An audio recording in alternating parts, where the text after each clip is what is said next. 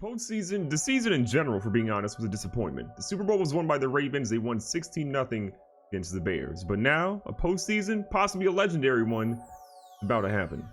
So free agency just wrapped up, and we only signed one guy. We had a lot of guys we were trying to sign, but only one of them chose to sign with us. And this guy actually is the same last name as the guy we already have on our team. We have Leslie Rudd, who we've had. Now we have William Rudd. We went to different schools, but they've been in the league the exact same amount of time. This is going to be tough. Anyways, about William Rudd. So 77 overall, not horrible, not great though. 82 finesse, 81 speed, 84 acceleration, 84 tackle, 81 strength, 84 agility. Pursuit is good. Injury super high, so gotta love that. Stamina's not great, but toughness is there. We need a guy who also has all these traits. He got swim, bull rush, strip ball, high motor. He's probably gonna get some penalties, but we need a guy like this. Good depth trait. We're taking a gamble on him for a couple of years, but we're hoping the draft turns out better. And as a reminder, we only have a second rounder, third, fourth, fifth, 2 6th rounders, and a 7th rounder this year. I think a trade might be in order. Now, the Bears had a late first round draft pick. They ended up picking 31 because they lost the Super Bowl, didn't score a point. We're trading them never win because they wanted a quarterback. Roland Key, a wide receiver we rarely ever use, and our 4th round draft pick in 2027. This gives us a first round draft pick, and you'll see why I want that in a second, and a second round draft pick, both from this draft. These are going to be important picks for our team. So now we have a first rounder at 31, a second rounder at 31, second rounder at 23. The reason why I want to get in the first round, because I went through, the only quarterback that really looks good at the first part is Jabeer Jones. He's got a really good 40-yard dash at 4.54. He's first in 3-cone 20-yard shuttle and third in the vert jump. Top 10 in everything else except for bench press. He's interesting. But there's Kavion Abbott. Second in 40-yard dash, but first in vert jump, 7th in broad jump, second in 3-cone, second in 20-yard shuttle, and 16th in bench press. He's a little short, 6'1", 224, but A+ throw power, A+ accuracy short, E+ accuracy mid. I'm debating between the two of these guys, and part of me's thinking Kavion Abbott's worth the gamble. I'm thinking that late first round pick, this might be him. I also looked at the running back side. Again, we have Dwayne Kilgore, we got Derek Thomas. I think we're going to be fine there. This dude looks nuts though. Malik DeShazer, incredible name. Second in 40-yard dash, first in vert jump, 12th in broad jump, second in 3-cone, third in 20-yard shuttle, 18th in the bench press, so he's not going to be very strong. He's an elusive back. We have an elusive back in Kilgore, who gets injured all the time, so I don't know if it's really worth going after him. That being said, to give you guys a look at where some of the top players did sign in free agency before we jump into the draft really quickly. Alvin Kamara ended up going to Kansas City. Him paired with Patrick Mahomes is going to be nuts. Marco Garrison, one of the top corners in the draft, or in the free agency, went to the Steelers. TJ Watt left the Steelers and goes to the Lions. Again, I thought about going after Watt, but he's 31 and wanted a 3-year deal. I didn't feel like signing him for that. And it says that we have Barton as our top left outside linebacker, but Vincent has been playing there. He's like an 82 overall. Taco McKinley, again, another guy I wanted to go after, but his asking price is a little too high for me. Ronnie Harrison, Orlando Burden, a running back with not great speed, ends up going to Denver. Amon Allen went to Seahawks. Kerryon Johnson goes to Buffalo. Any other big ones? Patrick Rawls goes over to the Columbus Explorers, so they're getting a lot better. Le'Veon Bell still somehow playing at 34, goes back to the Jets. And then really there weren't any major names. Well, Andrew Luck goes to Carolina, but it was pretty interesting. This is the guy that I wanted. Jamison Floyd, a tight end that ended up going to Kansas City. Go figure. I wanted to pair him and our guy DeAndre Bryant together, but apparently they offered a little bit more money than what we thought we needed to offer, and we did not get him. So pick 31 of the first round has come up. You can already tell I'm debating right now. I'm sweating. I don't know what to do. David Collar is there. Speed is literal trash. There's no way I can actually draft him. He's a receiving back, but I need a guy that's going to be fast, and he doesn't appear to have that. All these quarterbacks at the top, like Jason Carr, not apparently very good. A 4th rounder at that, so can't risk it on him. Jabeer Jones is still here, the 7th best prospect on the board. Something tells me not to take him. I still am thinking about it, and I think I'm going to do it. This could be franchise altering in one way or another. I'm drafting another quarterback. I'm reaching potentially on a quarterback that may not be good. I could be passing on a quarterback that is much better. Andre Lacy. Not, whoa. Why is he a 3rd rounder? Throw power's good, accuracy short's good, throwing the run's good. Bench press, he's first, so dude's super strong, but he's compact. Vert jump's not great. He's a late third rounder. I don't know. We're gonna do it. Yes, I know we're drafting quarterbacks like crazy recently. You had Nevin Wynn. You have Tyler King. Only Tyler King in the roster right now. Avion Abbott. Welcome. San Antonio. Please be good. Okay. He's ranked 13th. We got him at 31. That's not bad. Jesus Christ, his shoulders are wide. 76 overall. Here's what we need. Low power is good. Deep accuracy is not great. Medium is not great. Short accuracy is money.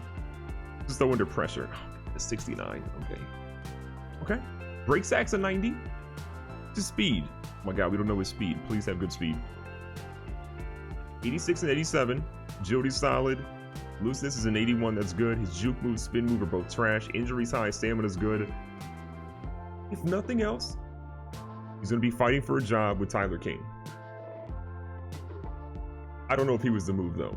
In round 2, Jabir Jones is still there. This is pick 23, so it makes me think he was not the move. I feel vindicated. We'll check after the draft, but I feel like he was not the move. There's not really a lot of top talent here. A lot of the guys that we did scout are just not listed as good. There's a wide receiver, but drafted some wide receivers. You need a left tackle. We actually don't even have a left tackle on the roster. Trey Fromm is there. E+ in lead block, impact block, and run finesse.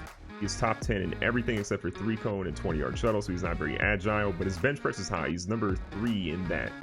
And if you look at other left tackles that are potentially available right now, 6.4 combine grade. We have Malik speed. We looked at this dude is 6'8", 340. Yeah, he's not that good. Rolly Gibbs, solid in some areas, but his bench press is trash, so that scares me away from him. There's not a lot of great left tackles in here, and I think I looked at right tackles as well. Lofton Hill was pretty interesting, but his stuff isn't that great. Jeremiah Ridley, not that great either. I think we got to go left tackle here. I know it's a little bit early, but again, we need a left tackle. You guys saw what was essentially on the board. Trey Fromm, be like a 72, 75. I'll be happy with that. And just give me like a silver depth. What is that? Star depth trait? I'll take that.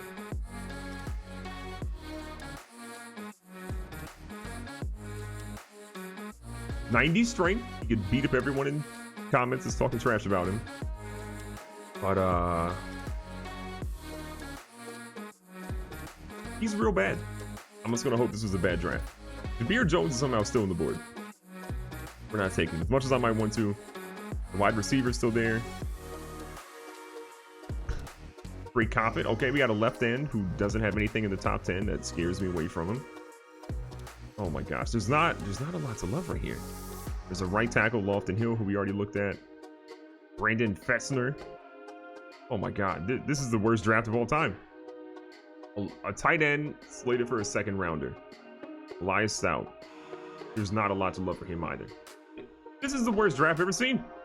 Ray Foster. Cameron Jones. This is a second rounder. Bench press is one thing that's good for him. I need a center. Essentially. League speed we've looked at. This is the worst draft I've ever seen. Ian Young.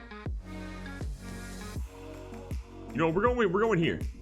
This guy's a late 4th rounder. No. We're going to trade our pick away. Then we're going to take Ian Young. Potentially. With our next draft pick. Hopefully.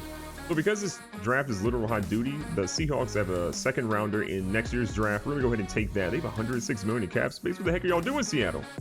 Take that trade, though. Not going to front. I forgot who we were going to take. But I think it's Cameron Jones. I think that was it. Or was it? Taylor Dixon? No. There's also a guy named Ian Young who just got drafted. Was that who I was going to take? I can't remember. You know what? We're going to take this guy. Jalen Linton. 40-yard dashes first. That doesn't matter for centers. But he's top 8 in everything. Top 5 in most things. He's got to be the guy. Or... no. I'm gonna stick to my gut. Jalen Linton. Out of Duke. I believe.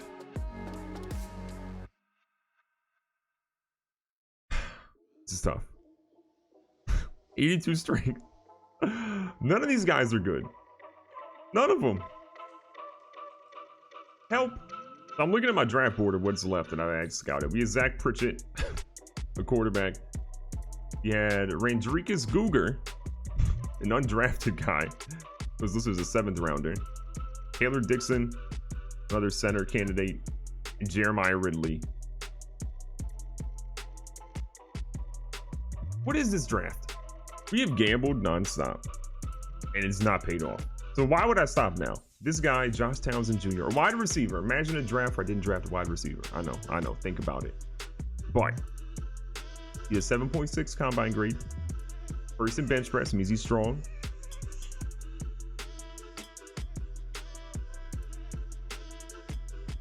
Look at his ratings.